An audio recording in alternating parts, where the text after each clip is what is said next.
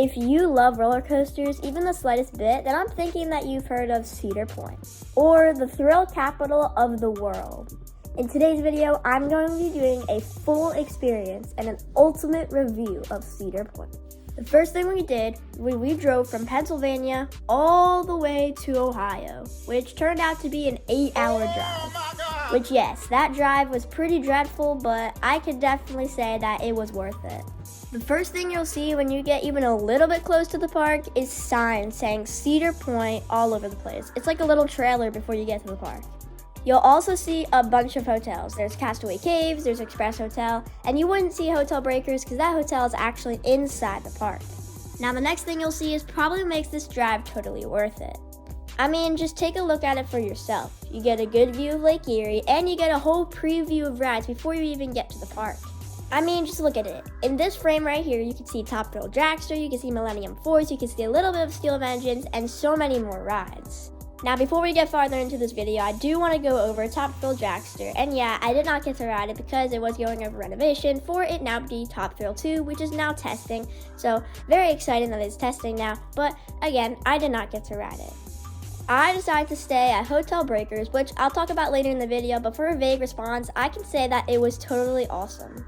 The main entrance is Gatekeeper flying through its keyholes, but that's actually not the only way to get in the park. There's 4 different gates to get in the park. Yeah, you heard that right, 4. The first one I'm going to talk about is the Windseeker Gate, which I actually ended up going to. Now, it was the Wicked Twister and Windseeker Gate, but now with Wicked Twister gone and demolished in 2021, there's really nothing to do with this gate, where there's kiddie rides which go off on, and then there's just Windseeker, which is still a good flat ride, but definitely probably not the best gate out of all 4. And then you have Valraven's Gate, which you can literally take a boat. You can take a boat to the thrill capital of the world. Just imagine taking a boat to Cedar Point. That's just so cool. The last one you have is the Magnum Gate, which is probably the best gate of all 4. I mean, Magnum is a super picturesque coaster, and you're right up against it. Not a very short walk to Steel Vengeance. I'm thinking not a very short walk to Millennium Force. And now with Top Thrill 2, not a very short walk to there. But enough with the gates, let's get to the actual experience when you get in the park. Now I can definitely see why this is the thrill capital of the world. You can't take a 360 and not see a coaster in your sight. Now the first thing I did was I went to Millennium Force, which is now my #1 coaster. Yeah, I know. I rode Steel Vengeance and I like it a little bit more than Steel Vengeance. I think Steel Vengeance is my second favorite coaster, but I know I'm going to get some hate from it, but I think Millennium Force is my #1. You also just can't beat that iconic station music.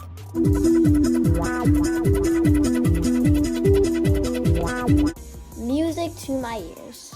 So I'm actually going to go over some rides that I didn't get to go on, unfortunately. So the big coaster that I didn't get to go on was, unfortunately, Raptor, because it was closed for the day, which I was pretty bummed about because this is definitely a very good invert that I definitely wanted to get on. I also didn't go on 2 kiddie coasters because why not, when I can literally see Millennium Force from the kiddie coasters. The other 4 coasters I didn't go on were Corkscrew, Cedar Creek Mine Ride, Iron Dragon, and Blue Street. Surprisingly, only staying there for 1 day, I got to go on the big 4 coasters, and I got to go on most of the other major coasters. Here are the rides that I went in order from. First, I went to Millennium Force, which I literally felt like I was flying. Then Steel Vengeance, Airtime. Then Maverick, which was literally one of the most intense coasters I've ever been on, especially with that powerful launch at the beginning, and the first time I got to ride it was in the front row. Now, after that, I decided to hit up a flat ride, which was one of those S&S Scream It Swings, Skyhawk, and there was actually bird poop on the side of it, so probably not the best ride experience, but hey, the ride itself was pretty good. After that, I went on my first dive coaster, Valraven, which was really fun. Then I skipped Blue Street, and I went straight to Gatekeeper, which literally I was really wondering what I got myself into after looking at that windover drop. After that, I went to Magnum, which all I can say is Triangle Hills. It was a very, very interesting experience. After Magnum, I decided to hit up Gemini, which I rode in the back row, which was really fun, especially with the high-fiving factor. Just such a really fun coaster. After Gemini, I decided to hit up another flat ride, which is Power Tower, which is a drop tower. It's your typical drop tower that you would see at any other Cedar Fair park, but still a pretty fun ride. After that, I decided to go to Wild Mouse, which, hey, I really needed that credit, but honestly, it was a really uncomfortable ride, especially with the restraints. If you want to hear my full review on it, go watch my ranking video for Cedar Point, but it was just a pretty uncomfortable ride. After that, I wanted to see what Ruru was like, just to see what everybody was hating on it for, and honestly, I think it's a very underrated ride. It's a pretty smooth ride, and I think people are just hating on it because the ride next door, Millennium Force, is so much smoother, but hey, it's still a really good ride that you should definitely check out when you go to Cedar Point. Surprisingly, I actually went on a Tuesday. It was August 22nd, it was Tuesday, and it was actually not that crowded, but if you guys decide to go on a Saturday in the middle of July or in the middle of any summer months, then this park is going to be very, very crowded. This park gets hit every day with a bunch of crowds. That's why I recommend going on a weekday, or if you have to go on the weekend, say Saturday or Sunday, Saturday it gets hit super bad. But if you decide to go on a Saturday in the middle of summer months, or really just any Saturday of the year, definitely I would recommend getting a flash pass, because even on a Tuesday in the middle of August and close to school starting again, Maverick even had like an hour and a half minute wait. That Raven had a pretty long wait.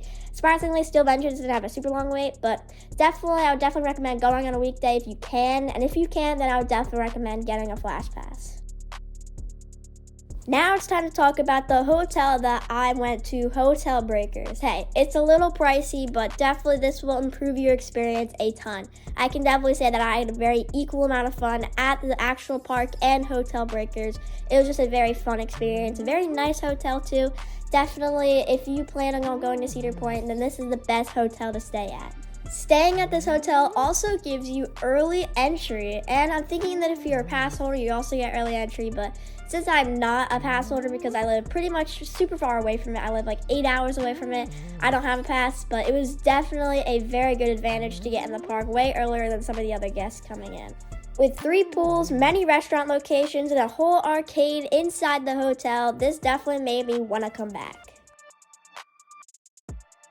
The food is like any other Cedar Fair park. It's not the worst, it's not the best. Your main food items are pizza, chicken tenders, french fries, hamburgers. There's a lot of good food options there, but it's just like any other Cedar Fair park and just amusement park in general.